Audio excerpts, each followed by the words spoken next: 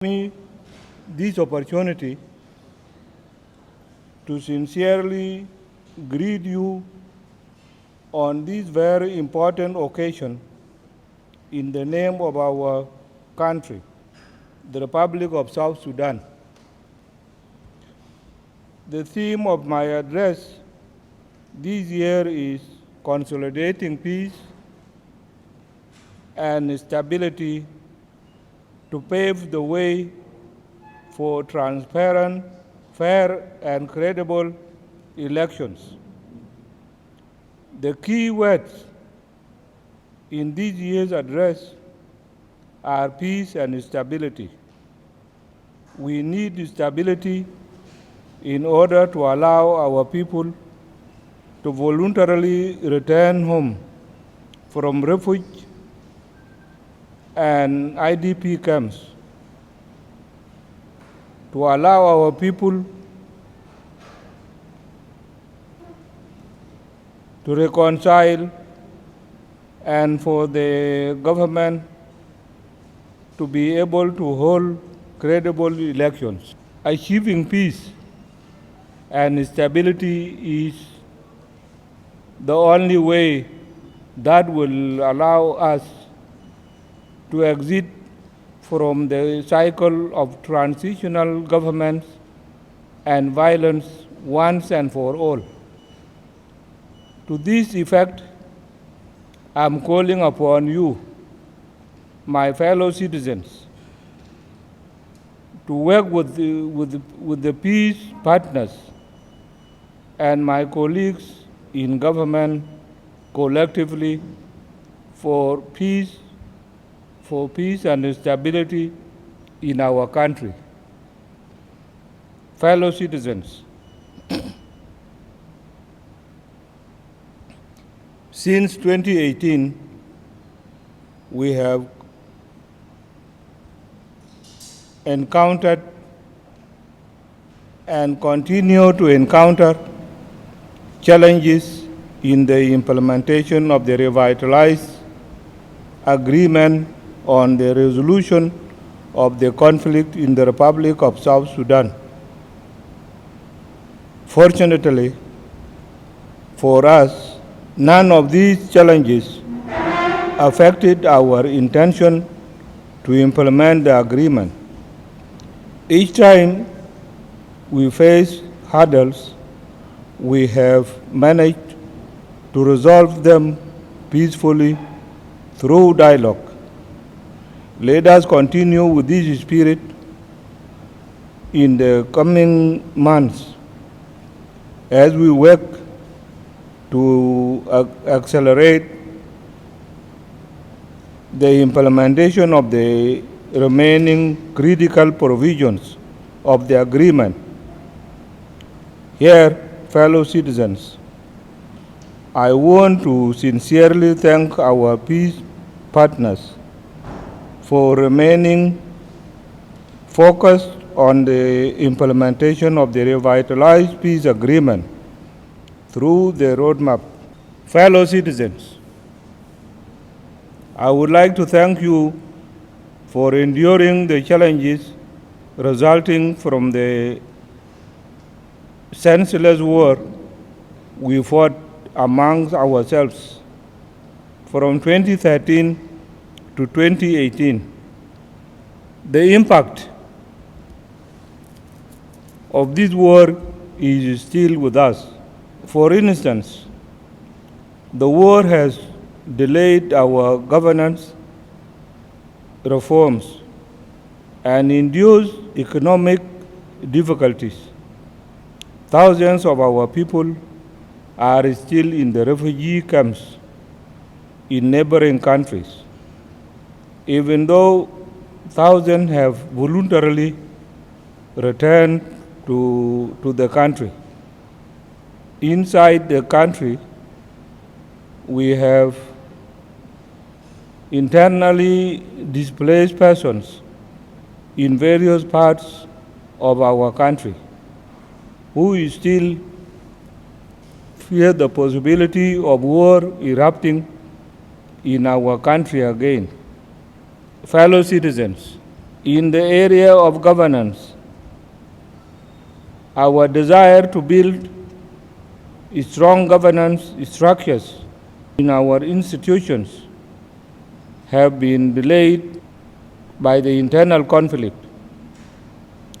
Yet, these are the structures that would enable the government to cater for basic services for our citizens and initiate development in our country.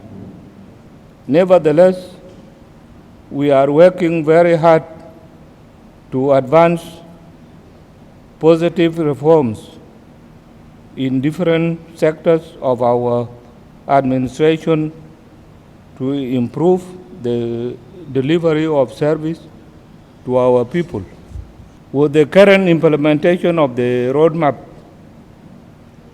we aim to end this state of suffering by availing resources to support the implementation of the key provisions in the roadmap.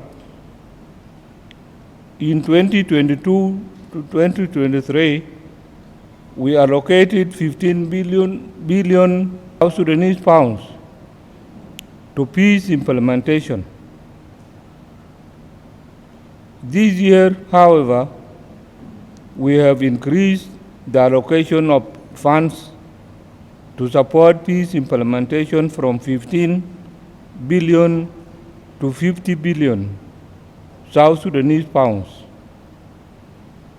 In the year 2023-2024 budget, fellow citizens, on economic difficulties, your government is aware of the negative impact of high prices in the market due to the weakening of our pound.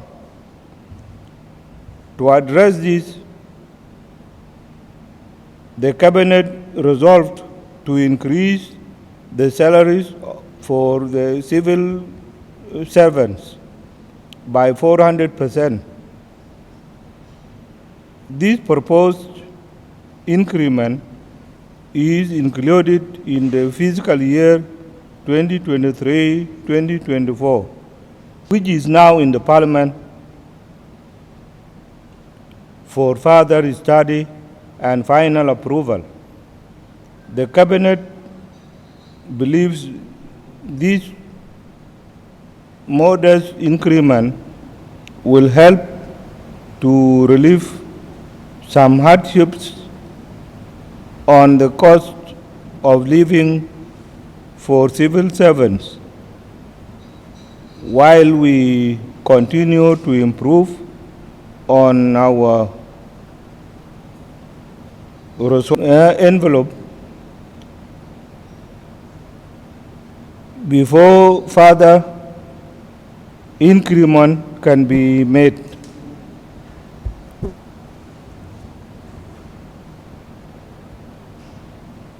Your government is also exploring sourcing food supplies from the region that would be sold at subsidized prices through national companies with the requisite experience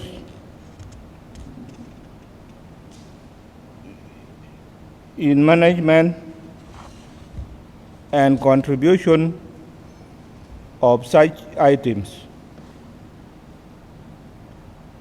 These two measures will serve as mitigating factors on the current economic difficulties as we work to find a permanent solution. Externally, the conflict in the Sudan has led to a massive influx of our citizens and Sudanese refugees into the country. This inflow is exerting immense economic and social pressure on our border communities. While we are coping with this unexpected situation, I am calling upon the international community to relieve this pressure by availing resources to respond to this severe humanitarian situation. With the rainy season, it is now almost logistically impossible to move these returnees from transit sites to other locations. This is why it is imperative for our international partners to take this appeal seriously. On our part, as the government of South Sudan, on finding a peaceful solution to the Sudanese conflict, to our brothers in the non-sectarian opposition group, I would like to reiterate that the government is committed to the Rome talks. Fellow citizens, we have reached a critical phase in our determination to consolidate peace in our country. As I have always said, there is no return to war again under my watch. In the coming months, my attention and that of our partners will be focused on how to give you, the citizens, the power to choose your leaders by December 2024. The high-level standing committee, which comprises of all the parties, is overseeing the timely implementation of the provisions of the roadmap that will pave the way for elections. Through the efforts of the high-level standing committee with the cabinet and parliamentary support, the constitutional review bill has been finalized. The same applies to the Political Parties Act. The National Elections Act is in the legislative process and it will be finalized very soon.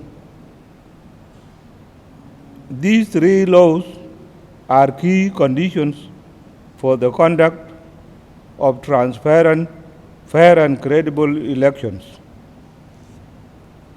Another precondition for successful elections is the implementation of transitional security arrangements.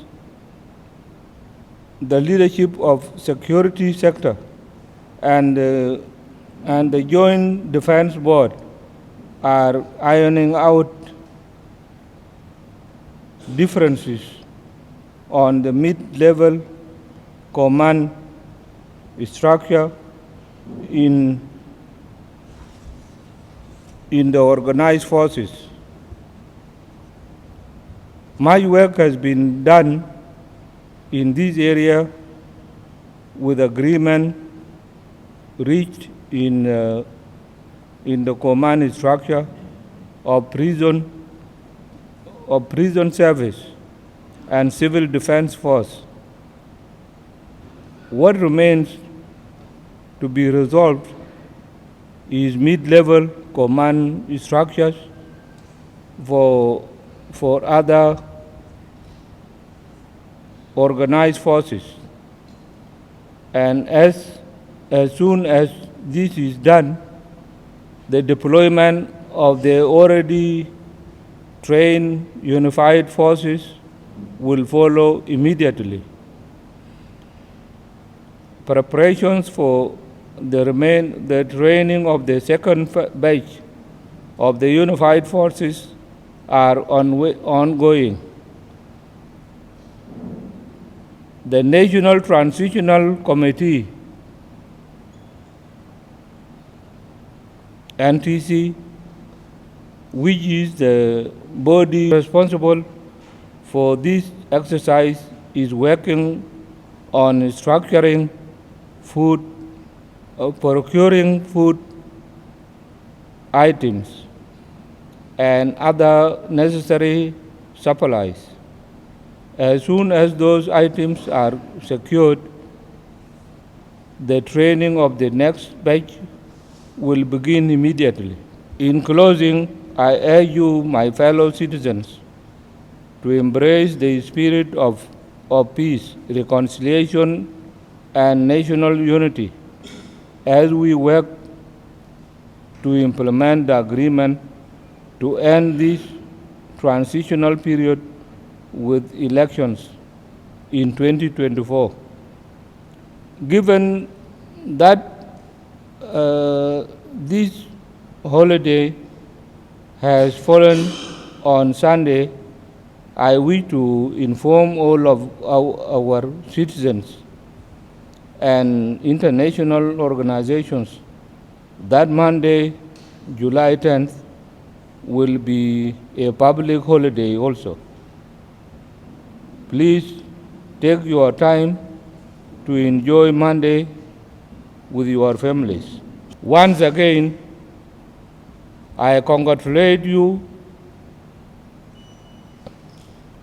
on the occasion of our 12th anniversary of independence and wish you all the best as you peacefully celebrate this important holiday. May the Almighty God bless you and our country, the Republic of South Sudan. Long live South Sudan. Thank you very much.